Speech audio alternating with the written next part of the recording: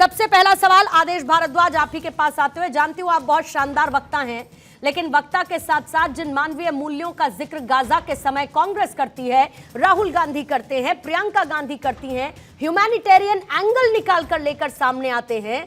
जब बांग्लादेश में हिंदुओं पर अत्याचार होता है, उनके घर को लूट लिया जाता है, उनकी नृशंस हत्या कर दी जाती है, तो दही जम जाती है राहुल गांधी के मुंह में, प्रियंका गांधी के मुंह में।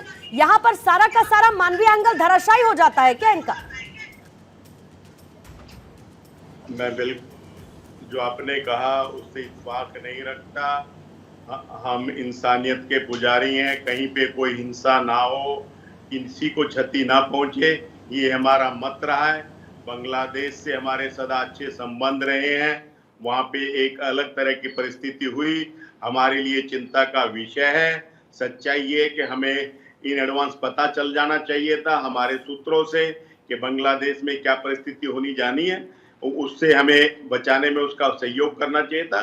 लेकिन जो भी ये हालात हुए, हम चाहते हैं कि हम डेमोक्रेसी के पक्षधर हैं, जल्द से जल्द वहाँ पे एक नई सरकार का गठन हो रहा है, अमन चैन कायम हो और फिर से जो है मुख्य धारा से लोग आए और ये दंगे फसाद बंद हो। ये हमारा पक्ष है और ये पक्ष हमारा सब जगह के लिए है। दूसरी जगहों से इसका कंपैरिजन करने की आवश्यकता नहीं है। कहीं पे सप्लाई चेन बंद कर दी जाती है तो परिस्थिति अलग होती है। यहाँ सप्लाई चेन का इशू नहीं है, जो यहाँ पे किस तरह से तख्ता पलट हुआ है ये सब आपके सामने है। तो हमारा मत सिर्फ यही है कि वहाँ पे अमन चैन कायम हो। ये ब्रह्म ज्ञान आज ही हुआ है क्या आदेश भारद्वाज? ये ब्रह्म ज्ञान आज ही हुआ है क्या आपको? और दूसरा, कंपैरिजन किसी से करने का मतलब क्यों नहीं है? हिंदू अल्पसंख्यकों को लेकर अभी भी एक शब्द अगर आपके मुंह से निकला हो तो मैं उसको रिवाइज कर दूंगी, यहां पर अपने पूरे वक्तव्य को मैं बदल दूंगी, लेकिन अभी भी हिंदू माइनॉरिटीज को लेकर आपने एक शब्द नहीं कहा साहब। ये हम हिंदुओं के भी उतने ही पक्षधर हैं, हम बाकी लोगों के भी उतने ही पक्षधर हैं। हम अमन चैन की बात करते हैं, हम मणिपुर के भी उतने ही पक्षधर हैं। आपके मुंह में भी दही जम जाता है, आपके मुंह में भी दही जम जाता है। माफ करना जो है, अगर इस देश में कहीं पीड़ा होती है, तकलीफ होती है, पहले से ही माफ कर रखा है। आपको मैंने पहले से ही आदेश जी माफ कर रखा है। माफ इसीलिए कर रखा है क्योंकि समझाया और बताया उसको जाता है जो समझने की क्षमता रखता हो। आपको मेरे मुंह में दही जमी हुई नजर आ जाती है साहब, लेकिन हिंदुओं की जब बात होती है तो आपके मुंह से एक शब्द नहीं निकलता, ये मुझे पता है। मणिपुर पर प्रधानमंत्री बोल भी देंगे तब भी आप सेटिस्फाई नहीं होंगे, उसको लेकर सदन में चर्चा हो जाएगी तब भी आप उसको लेकर सेटिस्फैक्शन के पर्सपेक्टिव में नहीं आएंगे। राकेश जी आपके पास आती हूँ, 1 मिनट का समय रहेगा सर। ये बताइए कि क्या वाकई में ये एक सियासी मुद्दा नहीं बनाया जा रहा है? मतलब एक सियासी पिच तैयार हो रही है क्या अल्पसंख्यकों को लेकर, जो कि बांग्लादेश में है, हिंदुओं पर जो अत्याचार हो रहा है? आज बीजेपी ने बैठे बैठाए इस एक मुद्दे को उठा लिया, क्यों? देखिए पूर्णिमा जी, जिस तरह के आज भयावह दृश्य बांग्लादेश से निकल करके आ रहे हैं, बांग्लादेश हमारा पड़ोसी मुल्क है और हमें ये भूलना नहीं चाहिए कि बांग्लादेश से एक समय में भारत का हिस्सा हुआ करता था और बांग्लादेश में बड़ी संख्या में वो आबादी रह गई जो भारत के विभाजन के संदर्भ में इस विभाजन की पक्षधर नहीं थी, लेकिन मजबूरी के नाते, हालातों के नाते वो वहां रहने के लिए अभिशप्त हो गई।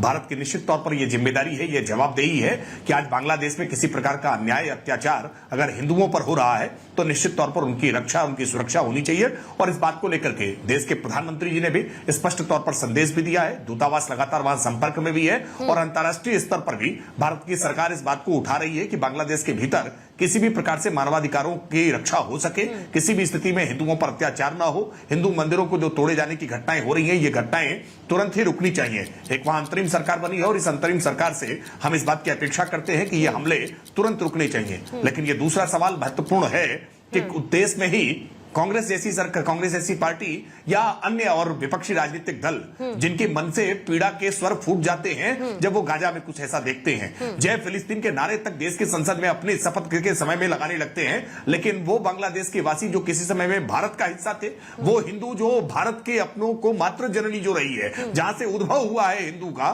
उसके बाद उन हिंदुओं की पीड़ा पर मौन साध करके बैठे, उनके दर्द के साथ अपने दर्द को साझा करने के लिए तैयार नहीं है और इस बात पर आपत्ति व्यक्त कर रहे हैं। सच बात यह है कि फिलिस्तीन के संदर्भ में पक्ष में, हमास के पक्ष में किस तरह से सीडब्ल्यूसी ने बाकायदा प्रस्ताव किया था। याद करिए जब मध्य प्रदेश के विधानसभा के चुनाव चल रहे थे तो मध्य प्रदेश में कांग्रेस के नेता इस बात के लिए वोट मांग रहे थे, इस बात के लिए अपेक्षा कर रहे थे, वहां शोक प्रस्ताव पढ़े जा रहे थे। आपको आज हमास के आतंकवादियों के पक्ष में सहानुभूति ऊपर जाती है, लेकिन निर्दोष हिंदुओं के जो कत्लेआम हो रहा है उसको लेकर के आपके मन में पीड़ा नहीं उपजती है? निश्चित तौर पर इस पर सवाल उठेंगे और इन सवालों का कांग्रेस पार्टी को जवाब देना ही पड़ेगा। ठीक है, कपिल श्रीवास्तव आपके पास आते हैं। All eyes on Rafah and Gaza, why not all eyes on Bangladesh for Hindus, for the minorities, why not?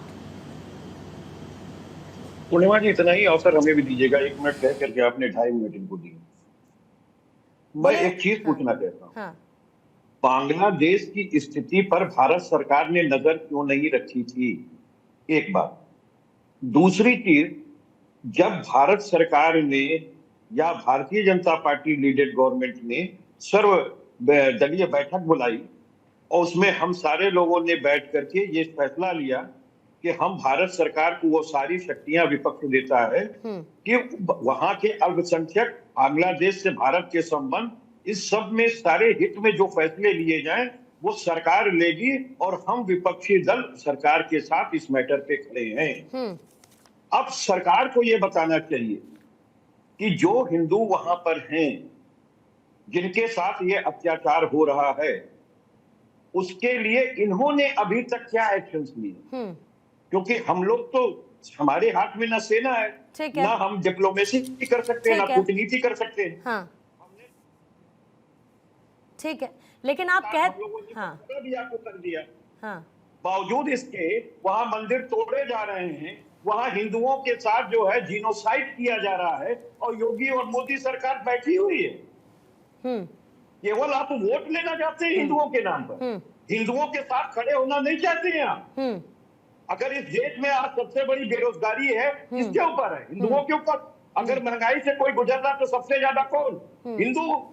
अगर नीट जैसी पेपर लीक हो रहे हैं कपिल श्रीवास्तव साहब, आपके 1 मिनट खत्म होने के बाद मैंने इसलिए आपको नहीं रोका क्योंकि आप महत्वपूर्ण बात कर रहे थे और बाद में फिर आप शिकायत भी कर देते कि त्रिपाठी जी को आपने 1.5 मिनट दे दिया, मुझे कम मिनट दे दिया। लेकिन बात यह है कि जब आप एक उंगली सामने उठाते हैं तो 3 अपनी तरफ भी उठती हैं।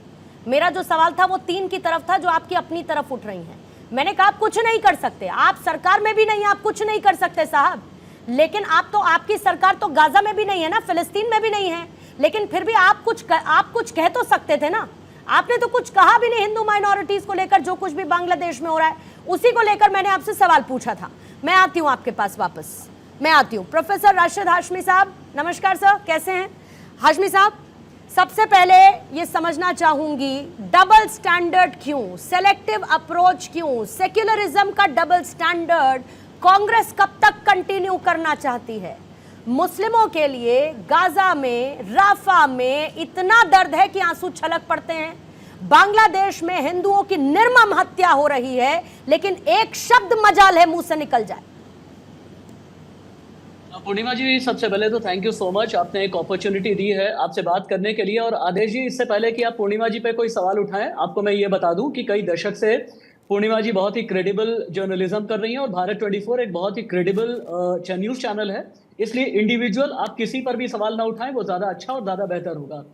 पूर्णिमा जी, आपका सवाल बहुत ही रेलेवेंट है। आपने ठीक कहा कि डबल स्टैंडर्ड क्यों, और अगर इसको 2 अलग फ्रेज में मैं बांट करके देखूं ना, यह है राहुल गांधी का पिक एंड चूज और इसे कहते हैं राहुल गांधी की रूट एंड कैरेट पॉलिसी। आदेश जी, जरा एक बार बताइएगा, आप जब राहुल गांधी हिंदू हिंसक वाला बयान देते हैं तब आपके मुंह पे दही क्यों जमती है? सवाल नंबर 1। राहुल गांधी जब इस्लाम, गुरु नानक, जीसस और शिव जी की बात करते हैं और वो भी अपनी सहूलियत से बात करते हैं, सहूलियत के हिसाब से पहली बात तो आदेश जी बात नहीं होनी चाहिए, पहला। दूसरा, ये ठीक तो कह रही हैं, जितने भी फैक्ट हैं पूर्णिमा के पास में, पूर्णिमा ये बता रही हैं कि आप राहुल गांधी की तरफ से 19 अक्टूबर 2023 को जो एक्स पोस्ट किया गया है ना, उसके एक एक वर्ड एक बार पढ़ करके आप देखिएगा। मुसलमानों के लिए बहुत दर्द है, अच्छी बात है, बिल्कुल आप रखें, लेकिन हिंदू हित की जब बात हो तो हिंदू को हिंसक ना कहें। पहला, हिंदू उस वक्त में उन्हें याद ना आए जब उन्हें जनेऊ धारण करना होता है, हिंदू तब न याद आए जब उन्हें आचमन करना होता है, हिंदू तब न याद आए जब आरक्षण की बात करनी है, हिंदू तब न याद आए जिस वक्त में लोकसभा इलेक्शंस होते हैं, लिहाजा बहुत जरूरी आपके लिए यह है कि आप पिक एंड चूज का रास्ता ना अपनाएं। और एक बात और है यहाँ पर पूर्णिमा जी, बांग्लादेशी कट्टरपंथी है, खुद को इस्लामी विद्वान बताता है, उसका नाम है नज्म फर्नांडो बिन अल इस्कंदर। आदेश जी सुनिएगा, आप भी हिंदू हैं, सुनिएगा। वो कहता है हिंदुओं के पास बांग्लादेश में 2 विकल्प है, या तो मौत को अपनाएं या पलायन कर जाएं।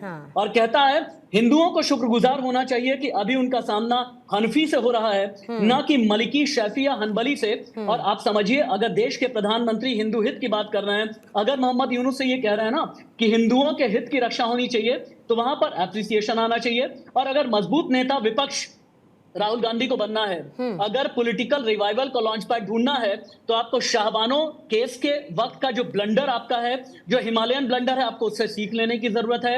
मस्जिद का ताला खुलवा करके आप लोगों ने जो ब्लंडर किया, उससे सीख लेने की जरूरत है। और ये जो तथाकथित सेक्युलरिज्म की आप बात करते हैं ना, ये भारतीय जनता पार्टी नहीं करती है, माफ कीजिएगा सर। इसके बीच आप कांग्रेस की तरफ से रोपे गए हैं और सियासी सहूलियत के हिसाब से इसमें फल लगाया गया है। और जब फल तोड़ने की बारी आई, तो यहां पर इरिटेशन और फ्रस्ट्रेशन ये होता है कि सही वक्त पर आपको नहीं फल मिला। हाँ, हमस के वक्त में, गजा के वक्त में मुसलमान आपको याद आते हैं। मैं ये नहीं कह रहा मुसलमान याद मत कीजिए, बिल्कुल आप याद करें, लेकिन हिंदू हित की आप बात करें। एक बात छोटी सी 30 सेकंड और पूर्णिमा जी मैं लूंगा। बांग्लादेश में 1 करोड़ 30 लाख हिंदू हैं। जानते हैं आप, अगर ठीक तरीके से हिंदुओं का अगर पलायन नहीं हुआ होता, 1974 से 1991 के बीच, आदेश जी सुनिए आप, रोज औसतन 475 हिंदू पलायन कर गया। एक साल में 1,73,000 हिंदू पलायन कर गया। और आप ये कहते हैं कि आप लोग हिंदू हित की बात नहीं करेंगे? करनी होगी सर। आज आप तटस्थ नहीं रह सकते, आप में किसी भी तरह का वैचारिक विभ्रम नहीं होना चाहिए।